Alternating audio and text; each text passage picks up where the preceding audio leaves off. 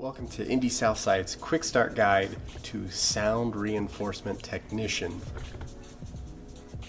Admitted, it sounds cooler than sound guy. The goal here is to give you a very quick, basic understanding of how to run sound for a Sunday service. With that said, let's get over to the board. Let's get started. Alright, so let's give a quick overview of the board, what everything does, where everything is, and what you do and do not need to worry about. Okay, so essentially how it works is the input comes from the top to the bottom. Fairly easy. So the first step in our journey is to the trim controls. Now what this does, common misconception is people believe that to be a volume control. It is not. It is to bring up the input sensitivity of the channel to a point where the board can then process it properly. Now that's what we call unity gain. Now that is actually a precise term meaning 1 volt. So that means that you're getting the proper amount of electrical path for everything to understand and be utilized properly. So from there we move on to the auxiliary sends. Now these are what we use to send sound to the monitors. In our case, 5 is the front 2 monitors and 6 is the rear 2 monitors. From there we move on to the equalization channel. And essentially how this breaks down is we have a high control, a mid, and a mid Q control, and a bass with a bass roll off. Essentially it's called low cut. Now I'll get into a little bit more. Let's explain how Q controls for mid channels work.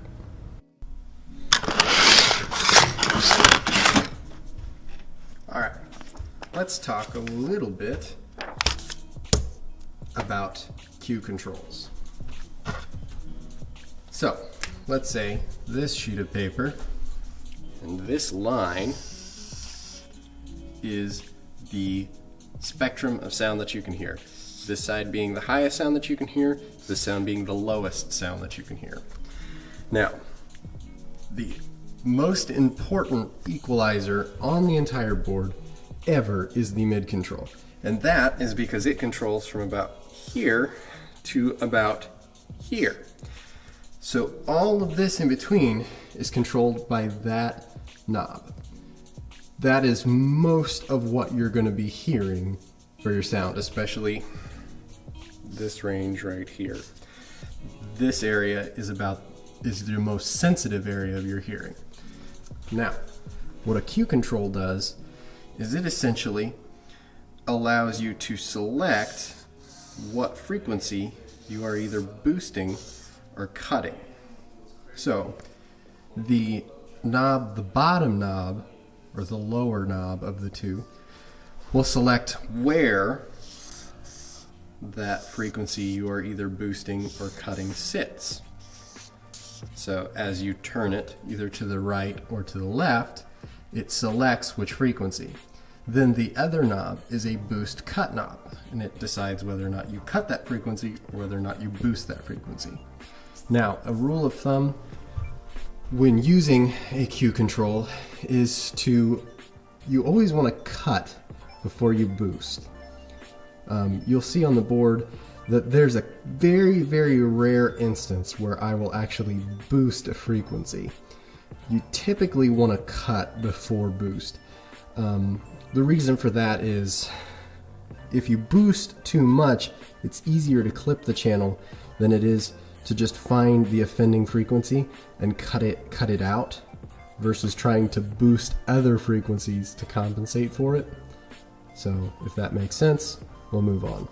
Now that we've got that, we've got pan, which you do not have to worry about because we are in mono here, so don't worry about that. Then from there we have mutes. You have your Rude Interrupt Solo, and what that does is that then sends only this channel's audio input to your VU meter, which is over there. We'll get into that in a minute. From there, you have your main sends, which is 1, 2, 3, 4, and we'll also get into that in a minute. You don't really need to worry about that. Left and right, so that is actually an important button. If you have everything set properly and you do not get any sound out of the main speakers and you cannot figure out why, make sure that that button is depressed, because that's probably the problem.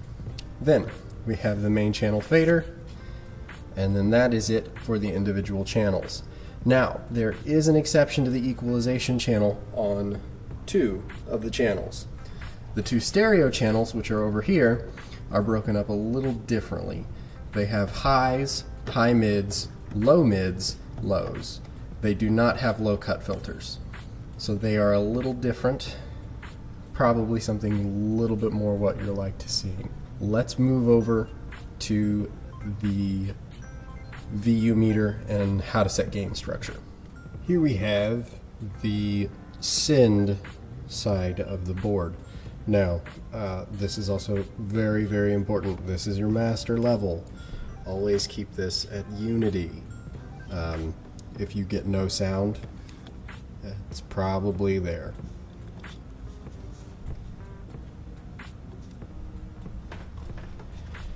Now, how to set gain structure. The VU meter, which is that little row of LEDs right there, tells you how much input that you're getting from a channel. Now, we always want to have that set properly, again, so that everything in the electrical path is right and processable. Processable isn't a word, is it? Let's move on. Right now, I have a CD playing. Now, as you will see on this channel, I have the green light. That is telling me that I have signal coming through. Above that, you also have an overload light, or a clip light. You don't want to see that light. If you see that light, something is wrong. Fix it. All right, so we've got input level. Now, to set gain, let's turn that all the way down. You would start here by bringing this up to unity. Then you would hit your solo light, it will blink, thereby sending it to the VU meter, and you can actually see that unity gain is the 0 right here. It's the one with the arrow pointed at it. So a rule of thumb when dealing with like a CD, for example, when you're getting audio like that, you want to see this sit somewhere consistently between 7 and 10, like so. Why that is because you're actually getting a broader spectrum of sound, so the perceived loudness will be higher. So if you're wanting to, for example, have a singer that's singing with a CD, if you set them to unity gain and you set the audio CD to consistently about 10 or 7, you're probably going to have them really, really close and not have to be doing a ton of work with the fader, which realistically is the ultimate goal. You don't want to be turning knobs and having to rock these faders the entire time. The goal is to get it as close to kind of set it and forget it as possible. Now, with that in mind, if we have, say, for example, this wasn't CD and it was a microphone input, we would want to see that sit somewhere closer to about that 2 to 4 right here, peaking at about 2 to 4. And that's going to give you a really well-balanced input signal. The idea there is that your median is always at unity. So it's sometimes a little bit below that, sometimes a little bit above that, but the average is unity. All right, now here we are at the CD player and the wireless units. Now, two things. These, you don't have to worry about. Don't touch those. They're all set. They're all linked to their body packs and Perspective wireless handhelds. Not something that you should ever have to deal with. Now, the CD player, I'm assuming that you've worked a CD player at some point in time in your life. This one is no different. You've got open and close to open the tray, to close the tray. Pretty self-explanatory. You've got your disc skip. You can select which disc, stop, pause, play, fast forward, rewind, skip back. That's really all you need to worry about. Don't need to worry about any of this stuff. You'll probably never touch it. Now, the only thing that you might ever need to do beyond that you might run into, and this is a very, very might case, is the pitch control. If you have a singing group or a singer that brings in a CD and is having a bad day that day, or asks if you can change the pitch of it, you can do that. You can turn it on, and you can actually back the pitch down by a certain percent. Again, very rare case. Just make sure if you do that you turn it back off, because if you don't, all of the CDs will be at a different pitch, and you might have someone that is very upset with you because you shift their song up an entire octave and they're a baritone. They will not be happy. Now, the final part of the soundboard in the booth that you will need to worry about is the rack that we have back here. Now, this is your master EQ. You will never need to touch that. In fact, please don't touch that. That ends with bad things happening if you mess with this. This is specifically set so that we don't have feedback. Please don't touch that. This is a individual channel EQ, which right now we're only using for one channel, and that is the wireless lapel mic that we have, and that's to, again, try and smooth it out a little bit. It needs a little extra equalization, more than what the board can provide. Beyond that, we have the power conditioners.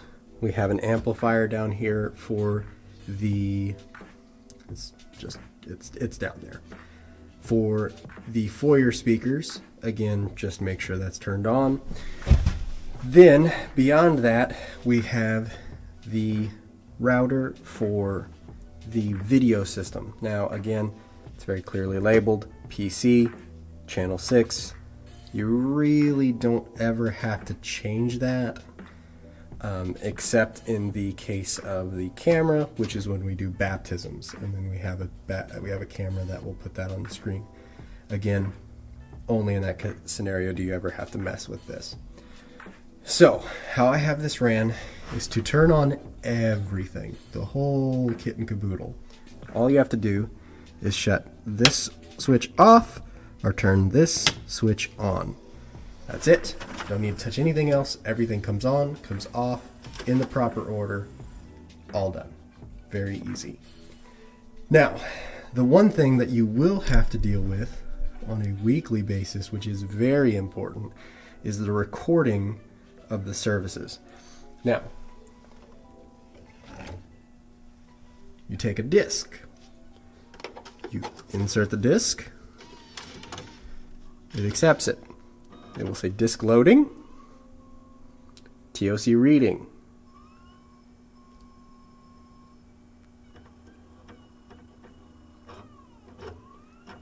It's old. Give it a minute. Okay, this will show up. Then you press the record button. One to the rightmost here. It will say now OPC. Then if there is audio, you will actually see on this meter here, it will be recording that there is audio input. Then, from there, to start recording, all you do is hit play. It will begin recording, and then when you are done, all you have to do is hit stop. It will say PMA writing. Then you click finalize. Then you will click this dial to say finalize OK. It will write the disc. Then you click eject, and then it's done. Lather, rinse, repeat. We do that for every service. So that is something that you'll really need to pay attention to. Now we have our freshly recorded disc of nothing. Boom. Alright, the last piece of getting the sound system up and running is turning on the power amps for the main speakers and the monitors. That is located in the sound room, and there is, again, only one switch that needs to be turned on. That one. Everything kicks on. Everything is good to go. Now, something to remember. Rule of thumb. Turn on the sound booth first, then turn on the amps. Then when you're turning it off, you turn the amps off first, then the soundboard. Now, if you don't do this, it's not the end of the world. The world will not explode. It'll probably be alright. But this is just the safest practice, so try and remember to do that.